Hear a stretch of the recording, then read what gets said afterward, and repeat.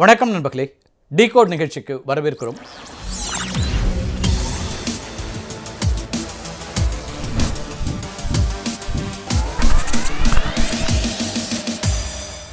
அதிமுகவுக்கு அழைப்பு விடுத்திருக்கிறார் திரு திருமாவளவன். அதிமுக கூட வரலாம், எந்த கட்சியும் வரலாம். டாஸ்மாக் வருமானத்தின் மூலமாக வரக்கூடிய வருமானத்தை வைத்துக்கொண்டு நீங்க நலத்திட்டங்களை வழங்குவதுங்கிறது பயனில்லை. அப்படி நாங்கள் வெளியேறுறோம்னா அது இந்தியா கூட்டணியை விட்டு வெளியேற வேண்டியக்கூடிய ஒரு சூழலாக இருக்கும். அக்டோபர் 2ஆம் தேதி விடுதலை சிறுத்தைகள் கட்சி நடத்துகிற மது போதை ஒழிப்பு மாநாடுங்கிறது அரசியல் களத்தில் கவனிக்கத்தக்கதாக மாறியிருக்கிறது. அதிமுகவுக்கு அழைப்பு விடுத்திருக்கிறார் திரு திருமாவளவன். அதே போல் திரு விஜயும் கூட பங்கேற்கலாம் அப்படின்னு பத்திரிகையாளர்களுடைய கேள்விக்கு பதிலளிக்கும் போது குறிப்பிட்டிருக்கிறார். இந்த கருத்துக்கள் தான் அரசியல் களத்தில் கவனிக்கத்தக்கதாக மாறியிருக்கிறது. திராவிட முன்னேற்றக் கழகத்தினுடைய கூட்டணியில் தொடர்ச்சியாக பயணித்திற்கு கொண்டிருக்கக்கூடிய விசிக அதிமுகவுக்கு ஒரு பொது மேடைக்கு அழைப்பு விடுக்கிறது அப்படிங்கிறது அதனோட பின்னணி என்ன அப்படிங்கிற கேள்விகள் அரசியல் களத்தில் தொடர்ச்சியாக எழக்கூடியதை பார்க்குறோம். இந்த அழைப்பு அல்லது இந்த மாநாடு இது குறித்து திரு திருமாவளவன் நியூஸ் 18 தமிழ்நாடு தொலைக்காட்சிக்கு கொடுத்த அந்த ஒரு நேர்காணலை பார்த்துடலாம். அதுக்கு பிறகு இதுக்கு பின்னால் இருக்கக்கூடிய பின்னணி காரணங்கள் என்ன, ஏன் இந்த மாநாடு திடீரென்று இப்படி ஒரு மாநாடு நடத்தப்படுகிறது, 2026 சட்டமன்ற தேர்தலுக்கும் ஒரு அடிப்படையாக இந்த மாநாட்டை நகர்த்துகிறார்களா, அரசியல் களத்தை தயார்படுத்துகிறதா விடுதலை சிறுத்தைகள் கட்சி, இதற்கு பின்னால் விடுதலை சிறுத்தைகள் கட்சியினுடைய மூத்த நிர்வாகி ஒருவர் எடுத்த சர்வே ரிப்போர்ட் ஒரு அடிப்படை காரணமாக இருக்கிறதா அப்படிங்கிறதுலாம் தான் இந்த நிகழ்ச்சியில் பார்க்க இருக்கிறோம். முதல்ல திரு திருமாவளவனுடைய அந்த நேர்காணலை பார்த்துடலாம். கட்சி சார்பற்று அனைத்து தரப்பினரும் ஒரே மேடையில் நின்று இந்த குரலை உயர்த்த வேண்டும் என்கிற ஒரு தகவலை அறைகூவலாக நான் விடுத்தேன். எங்கள் மாநாட்டில் யார் கலந்து கொள்வது என்பது பற்றி இன்னும் நாங்கள் முடிவு செய்யவில்லை. அரசியலுக்கு அப்பாற்பட்டு ஜனநாயக சக்திகளை அழைக்கலாம். இந்த குரல் இன்னும் பொதுவாக அனைத்து தரப்பினரும் போய் சேர வேண்டும் என்கிற ஒரு திட்டத்தை வைத்திருக்கிறோம். கடந்த நிதி ஆண்டில் 2023-2024 நிதியாண்டில் 45,000 கோடி இதன் மூலம் மது விற்பனையின் மூலம் வருவாய் வந்திருப்பதாக புள்ளி விவரம் கூறுகிறது. அதை மேலும் 50,000 கோடியாக உயர்த்துவோம் என்று அதிகாரிகள் உறுதியெடுத்திருப்பதாகவும் தெரிகிறது. ஏற்கனவே 500 கடைகளை மூடிய திமுக அரசு படிப்படியாக கடைகளை மூட வேண்டும், இந்த வருமானத்தின் அளவை படிப்படியாக குறைக்க வேண்டும். மக்களை மதுவுக்கு பழக்கி அவர்களை குடிநோயாளிகளாக ஆக்கிவிட்டு எவ்வளவு உயர்ந்த நலத்திட்டங்களை நாம் செய்தாலும் அது பயனில்லை என்றுதான் பொதுமக்கள் வெதும்புகின்றனர். அரசு பல நலத்திட்டங்களை கட்டணமில்லாத சில உதவிகளை செய்து வருகிறது. அதையெல்லாம் ஈடு செய்வதற்கு இதுபோன்ற வரி வருவாய் துணை நிற்பதாக அதிகாரிகள் நம்புகின்றனர். இந்த நம்பிக்கை மக்களுக்கு விரோதமானது. அதிகாரிகள் அரசு நினைப்பதை செய்ய வேண்டும் என்கிற பொறுப்புணர்வோடு மட்டும் இதை அணுகுகிறார்கள். அதிகாரிகளுக்கு மக்கள் நலன்கள், தேச நலன்கள் என்பதும் முக்கியமானவை, முதன்மையானவை. ஆகவே அரசுக்கு அவர்கள் எடுத்துரைக்க வேண்டும், அறிவுறுத்த வேண்டும். இந்த மதுவிலக்கு மாநாட்டில் கலந்து கொள்வதற்கு எல்லோரும் வாங்க அப்படின்னு கூப்பிடுறப்போ குறிப்பிட்டு அதிமுகவும் இதில் பங்கேற்கலாம் அப்படின்னு சொன்னீங்க. இது அதிமுகவுக்கு விடுதலை சிறுத்தைகள் கட்சியிலிருந்து ஒரு சிக்னல் அப்படிங்கிற ஒரு பேச்சு எழுந்திருக்கு. இல்லை, இது ஒரு தவறான புரிதல். தேர்தல் நிலைப்பாடு வேறு, இதுபோன்ற மக்கள் பிரச்சனைகளுக்காக களமாடுவது என்பது வேறு.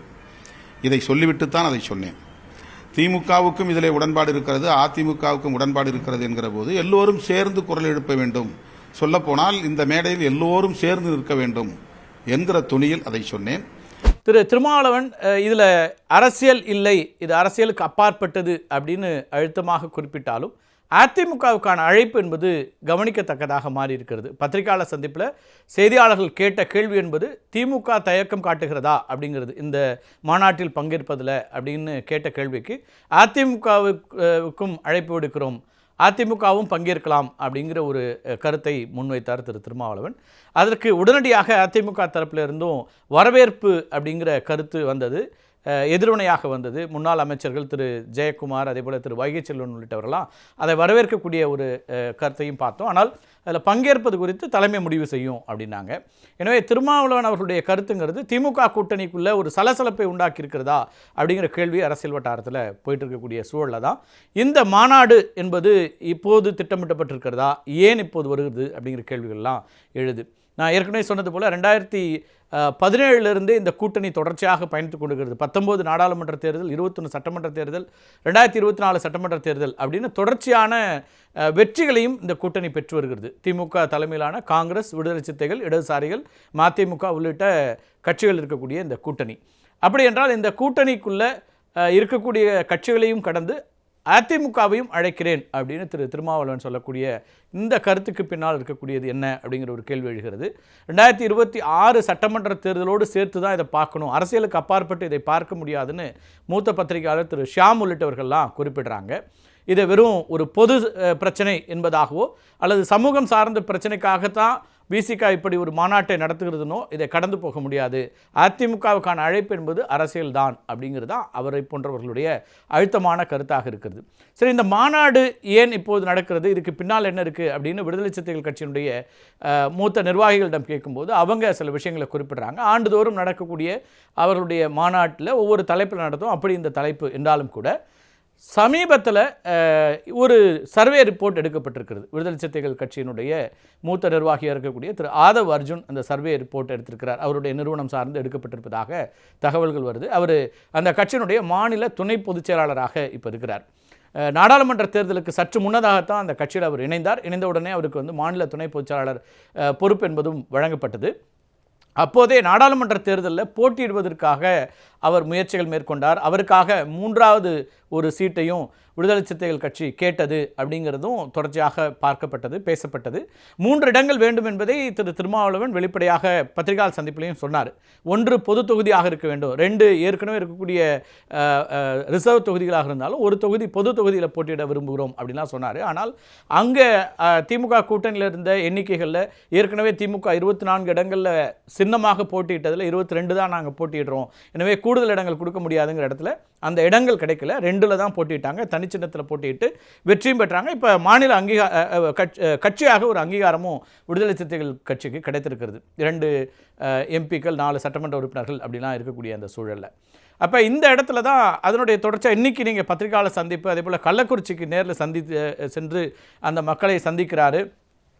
விஷச்சாராயத்தால் உயிரிழந்த குடும்பங்கள் உள்ளிட்ட அம்சங்களை அதுபோல் மாநாட்டு ஏற்பாடுகளை பார்ப்பது அப்படின்னு போகும்போதும் கூட பத்திரிகையாளர் சந்திப்பிலும் ஆதவ் அர்ஜுன் இருக்கிறார் பிரதானமாக. அதே போல் கிட்டத்தட்ட அவருடைய ஓட்டுநர் மாதிரி இன்றைக்கு அவருடைய காரில் அவர் தான் அழைத்து செல்கிறார். இதெல்லாம் இருக்கக்கூடிய சூழலில் ஆதவ் அர்ஜுனுடைய அந்த ரிப்போர்ட் என்ன சொல்லுது அப்படிங்கிற ஒரு கேள்வி அதுதான் இப்போ விவாத பொருளாக இருக்கிறது.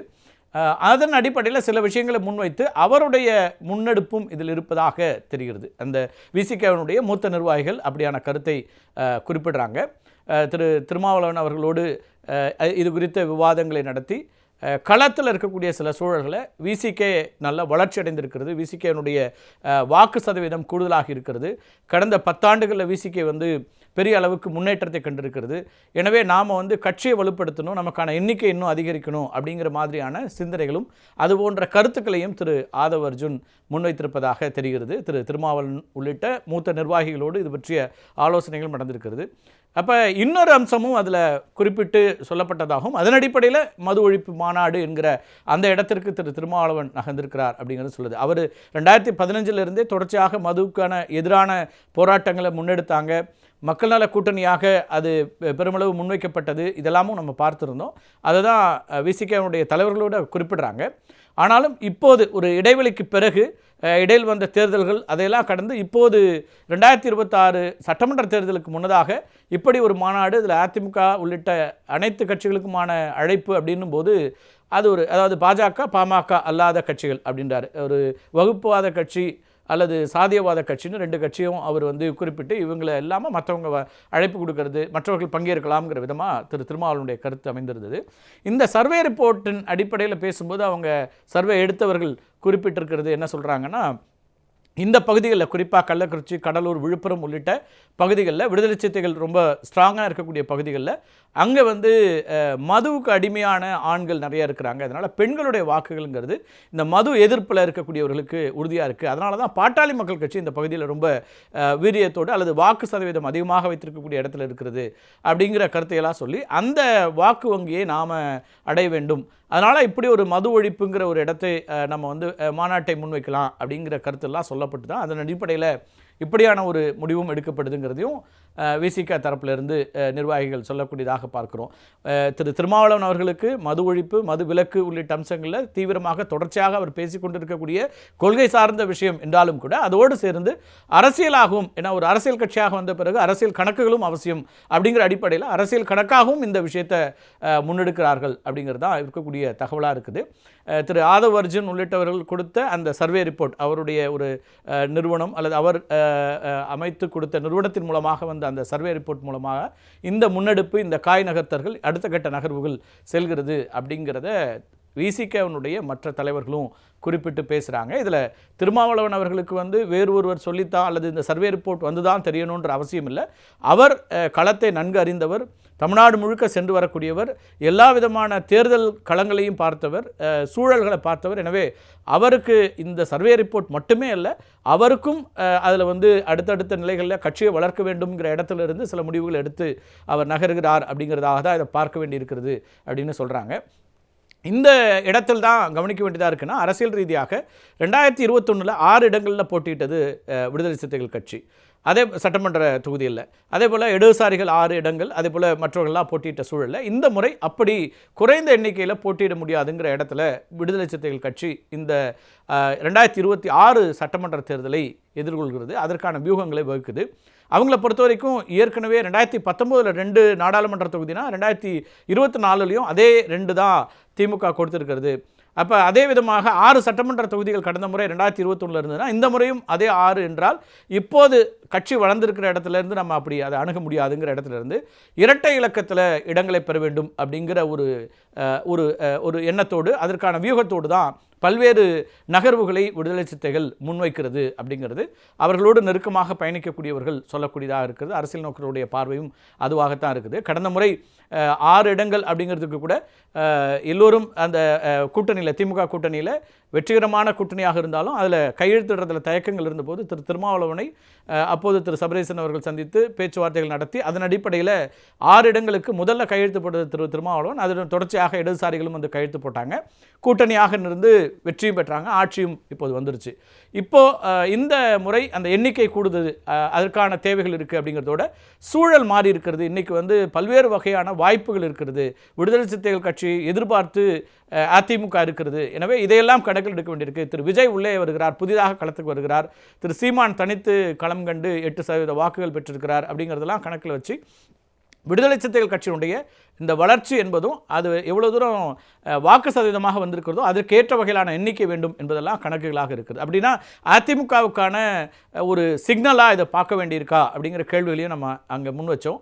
அப்படி வைக்கும்போது விடுதலை சிறுத்தைகள் கட்சியினுடைய மூத்த நிர்வாகிகள் குறிப்பிட்டது, ரொம்ப நெருக்கமாக திருமாவளவன் அவர்களோடு பயணிக்கக்கூடியவர்கள்லாம் சொல்கிறது, இப்போது அப்படி நிச்சயமாக எந்த எண்ணமும் இல்லை, நாங்கள் கூட்டணியில் நல்ல உடன்பாட்டோடு இருக்கிறோம், திமுக கூட்டணி தொடர்ச்சியாக வெற்றி பெறக்கூடிய கூட்டணியாக இருக்கிறது, அகில இந்திய அளவில் இந்தியா கூட்டணியின் பங்காக இருக்கிறது, அப்படி நாங்கள் வெளியேறுறோன்னா அது இந்தியா கூட்டணியை விட்டு வெளியேற வேண்டியக்கூடிய ஒரு சூழலாக இருக்கும், அப்படி எந்த சூழலும் எந்த சந்தர்ப்பமும் இப்போ வரல, எங்களுக்கான உரிய மரியாதையும் எங்களுக்கான நல்ல நட்போடும் இருக்கிறாங்க, முதலமைச்சர் எங்கள் தலைவரோடு நல்ல ஒரு இணக்கமான உறவில் இருக்கிறார், ராகுல் காந்தி உள்ளிட்டவர்களும் முதலமைச்சரோடு நல்ல இணக்கமான உறவில் இருக்கக்கூடிய சூழலில் அப்படி கூட்டணி மாற்றத்திற்கான எந்த விதமான எண்ணமும் இல்லை.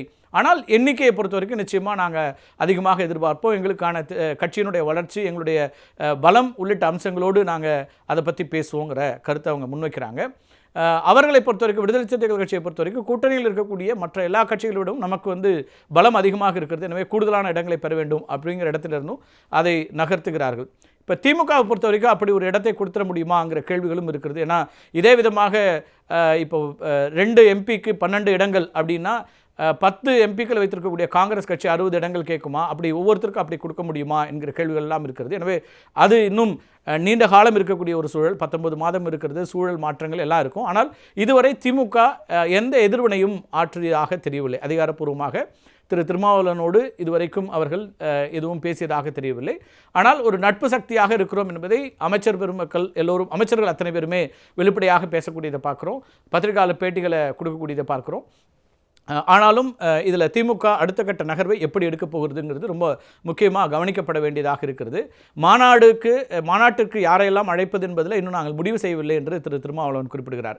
எனவே அந்த மாநாட்டிற்கான அழைப்பில் அரசியல் இயக்கங்களை மட்டும், அதாவது மது ஒழிப்பிற்காக தொடர்ச்சியாக பயணப்படக்கூடிய இயக்கம் சார்ந்தவர்களை மட்டும் அழைக்கப் போகிறார்களா, அல்லது கட்சி அரசியலில் தேர்தல் அரசியலில் இருக்கக்கூடிய கட்சிகளையும் அழைப்பதாங்கிறத இன்னும் இறுதி முடிவு எடுக்காமல் இருக்கிறாங்க. அகில இந்திய அளவில் கூட பல செயற்பாட்டாளர்களை அழைப்பது உள்ளிட்ட அம்சங்களையும் ஆலோசிச்சுட்டு வர்றாங்க. அப்படி ஒருவேளை கட்சிகளை அழைப்பதாக இருந்தால் அதில் இப்போ அதிமுகவுக்கான அழைப்பு, திரு விஜய் அவர்களுக்கான அழைப்பெல்லாம் சென்றால் அதில் திமுக என்ன நிலைப்பாடு எடுக்கும் அப்படிங்கிறதும் பொறுத்திருந்து தான் பார்க்க வேண்டியிருக்கிறது. திமுகவுடைய மூத்த அமைச்சர்களை பொறுத்த வரைக்கும் அப்படியான ஒரு அதிமுக பங்கேற்கிற மேடையில் நாம் பங்கேற்கக்கூடாதுங்கிற பார்வையும் கூட முன்வைக்கப்படுது. ஆனால் அதில் 2 விதமான பார்வைகள் முன்வைக்கப்படுது. கட்சி வேறு ஆட்சி வேறு என்பதாக இதை அணுக வேண்டும் அப்படிங்கிற கருத்துக்கள்லாம் முன்வைக்கிறாங்க. எனவே இதில் திரு திருமாவளவன் அடுத்த கட்டத்தை எப்படி நகர்த்துகிறார், அதில் எவ்வளவு தூரம் உறுதியாகிறார், ஏன்னா அவருடைய கருத்துக்களை இன்னொரு முக்கியமான அம்சமும் கவனிக்கப்படக்கூடியதாக இருக்குது.